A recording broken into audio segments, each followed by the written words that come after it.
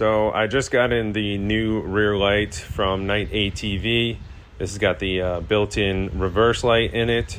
So if you guys aren't familiar with who Knight ATV is, they're Knight Powersports. These are the guys who made the Sure manual actuator used on the Foremans and the Rubicons. It eliminates the electrical actuator for the front differential. So I'm going to do an install video to replace the stock light with the new light, as well as the plug and play harnesses that come with it, like the relay and the piggyback here. It all plugs into your stock harness. You don't have to worry about cutting any wires or tapping into any. And so to get started, we need to remove the center plastics and the seat. All right, so once you get all of your center plastics off, the cover and the back door open, you're going to pull the rear light out by simply pushing these two tabs in, well, pushing the plastic through these rubber boots. A trick I've learned over the years is to go ahead and spray a little bit of WD-40 in there. And then all you have to do is wiggle those around a little bit, up and down, such like that, and it's going to start getting the WD-40 down the side of the post inside the rubber boot, and therefore it's going to get more loose and easier to push through. So what you're going to want to do is you want to get the tail light out before you try pulling the wire, simply because of the way that it's plugged in. It's possible, but it's not really the direction you want to go. All right, so as you can see, I went ahead and pushed it out, and now it's possible to go ahead and remove the light. Wiring, it's kind of difficult to do one-handed. Once you're finished with that, you're gonna wanna pull this back through. What I'm going to do is, since this cable is already so long, and the fact that the cable on the new light is extra long, I'm going to make it so that the old wiring connects into the new light and it stays inside of the box here with the rest of my wiring. That way, when you're trying to open and close the door, you don't have a bunch of wire in this area getting in the way as you try to close it. All right, so now I went ahead and laid the wire in there. I got the old light out. Just want to show you, there are the two bolts. They're actually right here. They're going to go through those rubber boots onto the back side of the light, and it's going to screw in there, and you'll tighten it up. It's just like the stock light, how the stock light has those posts, and you can also feed the wire through the original hole where the stock wiring came through. And then we'll go from there with the rest of the wires. I'll show you that in just a sec. All right, so I've got the light mounted in there. Went ahead and put those bolts through. I just wanted to let y'all know, don't try to over tighten these bolts. Those boots are gonna act like a locking spring or a lock washer, and sort of not let them unscrew, while you're riding and there's the vibrations. But reason being is you don't want to snap the actual bracket that holds the light by over tightening these in here and pulling it further in than what the actual bracket can move in. So now I'm going to move on to wiring. Like I said before, you'll plug this plug into the stock or the original lights. And then there is this blue wire coming off with the male spade end there. And that's going to plug into the relay that comes with your kit. So on the relay, you have 3 wires. Here's the blue one. That's the female end of the spade that plugs directly into the light. Here's a white one, and then here is a red one. So the red one is for your constant power. It's got a fuse on it. You're going to go ahead and hook that up onto your battery, the power positive terminal.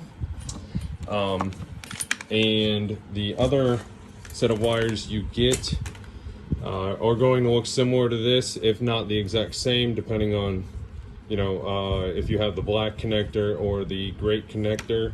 That's something that Joe explains on the site when you're going to purchase the light.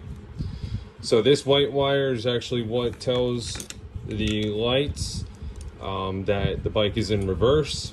So what you'll do is you'll plug this wire right here into the bullet end here on the relay box.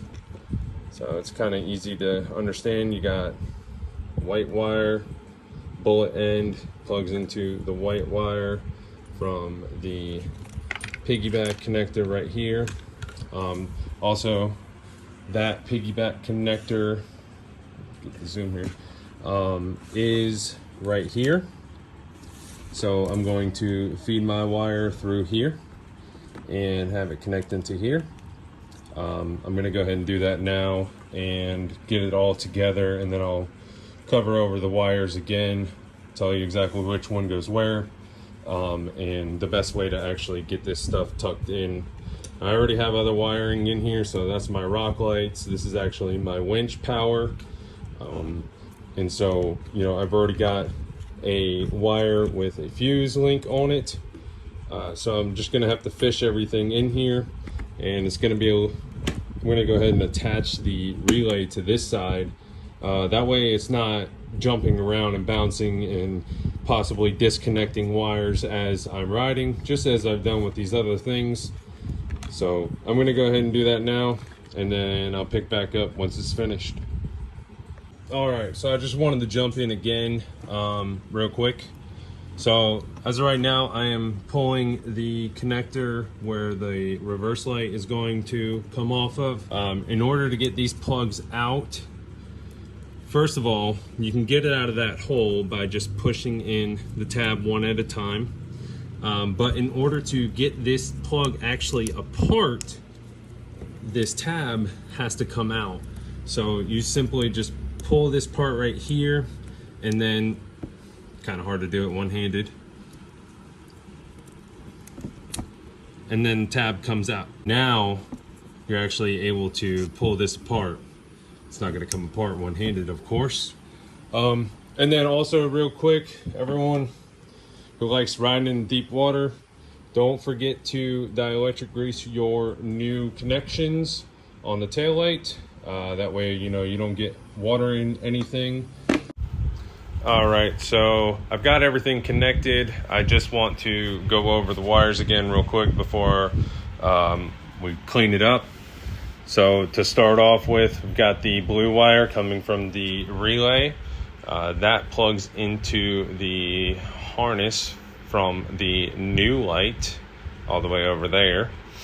And then we've got the white wire coming from the relay again with its bullet connector.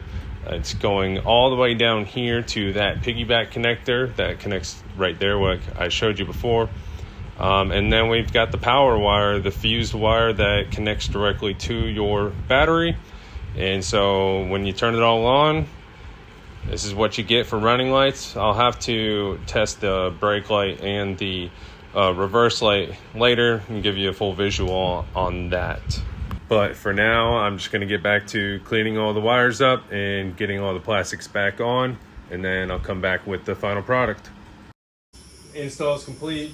Everything's back together. Center plastics are on. Everything's good. So we're just going to test the modes, give you an idea of what it looks like.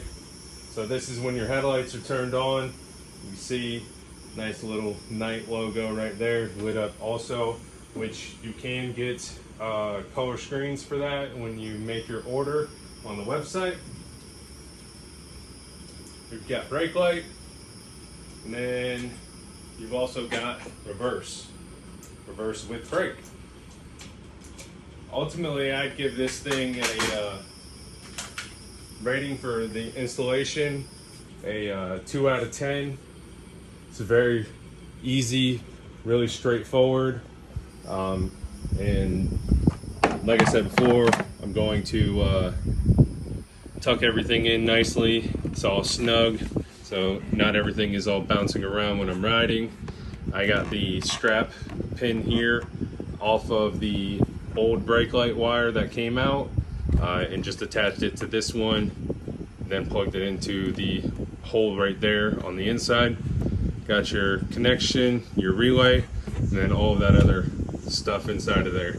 So without having any wires coming out from here, you know, now that it's all secure, it's simple and easy just to close that up.